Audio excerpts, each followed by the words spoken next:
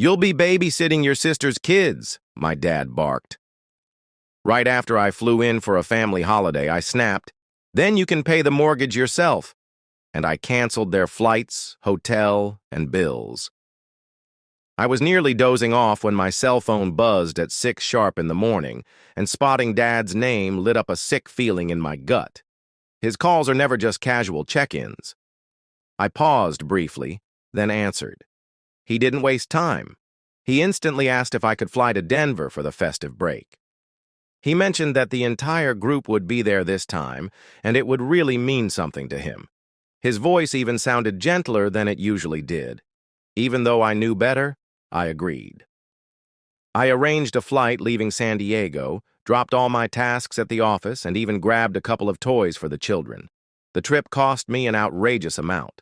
Not only the plane ticket, but also the hire car I thought I'd need, despite Dad telling me not to worry about it. I like to be ready. That's just how I've always been. Or maybe it's who they turned me into, the one who keeps everything running. The moment I stepped out of DIA, the snow smacked into me. The thick, soaking type that makes you wish you'd stayed home. The drive in the Uber to her flat felt longer than the airplane ride. I stared out the glass, halfway convinced something would go wrong. It was the same street I was raised on, the same building, but now it felt more like something I was funding than a place I belonged. They stayed inside, but I handled the cost, the home loan, the power, the internet. My sister hadn't held a steady job in over a year. My parents always had a reason their retirement funds didn't stretch far enough. As I walked up the front steps, part of me hoped they'd greet me nicely. I'm not sure why. Maybe a smile. Maybe even a word of appreciation. Dad swung the door open, glanced at me, and immediately said, "You'll be looking after your sister's children. We're heading off for a trip." I froze. No hug, not even a proper greeting. Then my sister showed up carrying a bag and looking way too cheerful for someone leaving her kids behind. The two little ones were already zipped up in coats, stomping snow all over the floor. She laughed and said, "Don't get your snot on him, kids." Everyone burst out laughing. Mom chuckled from the kitchen like we were in a sitcom. They thought the whole thing was hilarious. That's when I finally spoke. I didn't raise my voice. I didn't need to. I calmly listed everything I had done, every favor I gave them, every charge I covered, every time I fixed my sister's credit mess, every lie I fed my landlord just so I could send them grocery money. Then I said the one thing they didn't see coming, the truth I'd kept to myself for months, the detail that completely shattered their setup. My sister began shouting. Dad got furious and knocked over the coat stand. Mom lifted her hands and begged like she could undo 5 years of using me. But I was through. They pulled me all the way across the country expecting me to babysit while they went off relaxing. What they didn't realize was that Denver was exactly the spot I needed to be to tear their whole plan apart. And that was just step one. The thing about people like my family, they always think you'll break eventually. My sister could already imagine herself sipping coffee on a Mountain View balcony. Mom had probably packed 10 scarves and forgot underwear. And Dad, he just wanted to run away for a while and act like nothing was his problem. So, when I said I wouldn't be watching the kids, I don't think they processed it. It was like their brains short-circuited. They just stood there blinking, waiting for me to say it was a joke, but it wasn't. I didn't come to babysit.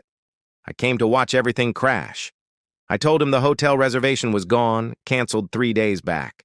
All the money returned to the credit card I had quietly paid off for Dad a few months ago. He didn't catch it because he stopped reading his account statements years ago. At the beginning, my sister chuckled, like she didn't believe I was serious. Then she opened the resort's app, and all the color drained from her face. Her fingers started trembling. My mom leaned in behind her, blinked several times, then began throwing out questions nobody had an answer to. After that, I mentioned the plane tickets. I told them the bookings had been rerouted and no, there would be no refunds because that would have been too easy. I had already redirected the travel credit into an account I made months earlier under my own name, planning all of this in advance. My father shouted something about it being illegal. I reminded him that it wasn't unlawful when the credit card belonged to me. All those premium upgrades and expenses. He hadn't covered anything in 12 months. The entire property, their food, my sister's monthly car bill, everything was charged to me. He just scribbled his name and enjoyed the perks. But the best moment, what I placed on the table next. It wasn't anything fancy, just a folded note from the bank, a polite letter saying the automatic mortgage payments had stopped. No warnings, no threats, just a soft reminder asking to reconnect. 3 weeks earlier, I stopped sending payments on the house just to see how long they'd take to catch on. Answer: they didn't. Now, my sister was pacing in circles trying to reach the resort, probably hoping to undo the cancellation. My mom looked straight at me and asked how I could be so heartless, especially after everything they did for me. That part made me laugh out loud. They really believed they had ever done something for me. Then the doorbell rang. Everyone froze. They hadn't invited anyone, but I had. I timed it down to the minute. I told them to calm down. It wasn't the bank, not yet. My dad answered the door, and in came a tall lady, probably in her mid-40s, wearing a lanyard and holding a clipboard. She said her name was Rachel, and that she worked with Child Protective Services. My sister's face went ghost white. You see, 3 weeks ago I contacted them. I reported what I saw during our last Zoom chat. The kids left outside with no jackets, one of them crying, while my sister sat on the porch smoking and scrolling through her phone. I gave them screenshots, exact times, specific dates. CPS opened a quiet investigation, not a big one, but they were required to check in. Now they were here. I gave Rachel a polite grin and said I was just the uncle visiting for the holiday season. Suggested she take a look at the fridge, the nursery, the kitchen. My sister didn't say a single word. She stood there stiff, clutching her now useless plane ticket. It was the first time in forever that I saw her completely speechless, and we hadn't even reached the good part yet. Rachel entered with calm confidence, and I made sure not to say too much. I didn't need to. The house did the talking. The kitchen sink was filled with dirty plates. The counters were covered in empty soda bottles. One of the kids had wiped peanut butter all over the wall near the dining area. When Rachel asked to view the nursery, I simply stepped aside and let her walk in. Suddenly, my sister flipped the script. She acted like the worried mom. Claimed the mess was only there because they were in the middle of packing. Said she always leaves full instructions. Said she would never go on a trip without making sure the kids were safe. Claimed I had agreed to everything. I didn't say a word. I just glanced at Rachel. She asked if I had any proof, any texts or messages where my sister confirmed I was supposed to babysit. I pulled out my phone and handed it over. The most recent message from my sister, 2 days earlier. Can you grab that shampoo from San Diego? The one you brought last time. No mention of watching the kids, no agreement, no permission. Just another example of how they always expected me to do everything for free. My dad stepped forward and attempted to twist things into a simple mix-up. He claimed I had always stepped in for the family, and that this situation wasn't any different. He brought up the usual excuses: money troubles, health problems, emotional exhaustion, the same lines I'd heard too many times. I looked at Rachel and calmly explained that I had been the one covering their home loan, utilities, and even their grocery drop-off. I opened my banking app and let her see a full history, 3 years of transactions, sending tens of thousands every month.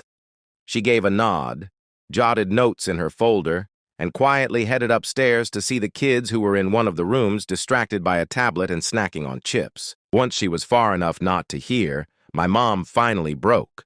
She turned to me and asked what this was all really about. Was I trying to ruin the family over a grudge? Was I just feeling left out? I stared at her and asked if it ever crossed her mind that I didn't mind supporting them, but I did mind being taken for granted. that maybe it wasn't about the cash. Maybe it was the fact that as soon as I walked in the door, I realized I wasn't invited to visit. I was sent for to disappear while they enjoyed playing pretend family somewhere else. No one replied. I told them this wasn't about one weekend. This was payback for years of being their backup plan. Years of missed phone calls, forgotten celebrations, and long silence until the next time they needed money or a favor. I informed them I had already spoken with the bank. They'd receive a notice soon, not just a warning, but a full recheck of the property. I planned to remove my name from the documents. If they wanted to keep the house, they'd need to qualify on their own. Spoiler alert, they wouldn't. I said the car I co-signed for my sister would be taken back by the lender at the end of the month. She had already skipped 2 payments. I just hadn't reported it until earlier that day. I added that unless they updated the utility billing info, power and water would be disconnected in 7 days. They stood frozen, speechless. Then I said something I hadn't planned to admit, that this wasn't the only home I'd been paying for. The actual reason I had come to Denver was to purchase property, not theirs, but my own. A condo in the center of the city paid off completely. I didn't tell them earlier because I knew they tried to turn it into another Leach branch, but it was mine, and I moved in that very night. A moment later, Rachel came back downstairs holding her clipboard. She gave them a list of things that needed to be corrected. She said this visit was a heads up, but she'd be returning, and if the situation hadn't improved, they'd be facing more than just a ruined vacation. She left. I grabbed my luggage and moved it out of the hallway. No one tried to stop me. Nobody said, wait. No one said, we're sorry. Let's work it out.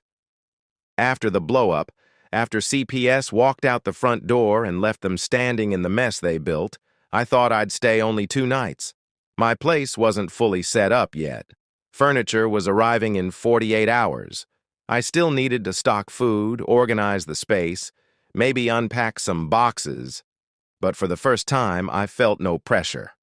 Later, when things calmed down, I looked over at my dad and said, so I'll crash here for 2 nights, then I'll head back to my condo.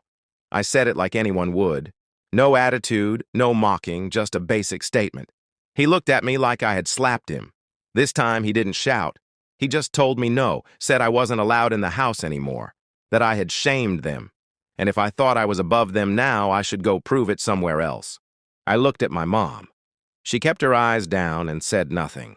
My sister was still hiding with the kids. It was exactly what it looked like. They had used me for as long as I was useful. Now that I stopped playing along, they had no more use for me. So I nodded. I didn't fight back. I didn't say another word. I picked up my bag, still barely opened, and walked out. No dramatic goodbye, no long speech, just a man leaving a place he never truly belonged to. I steered my car toward the apartment no one knew existed.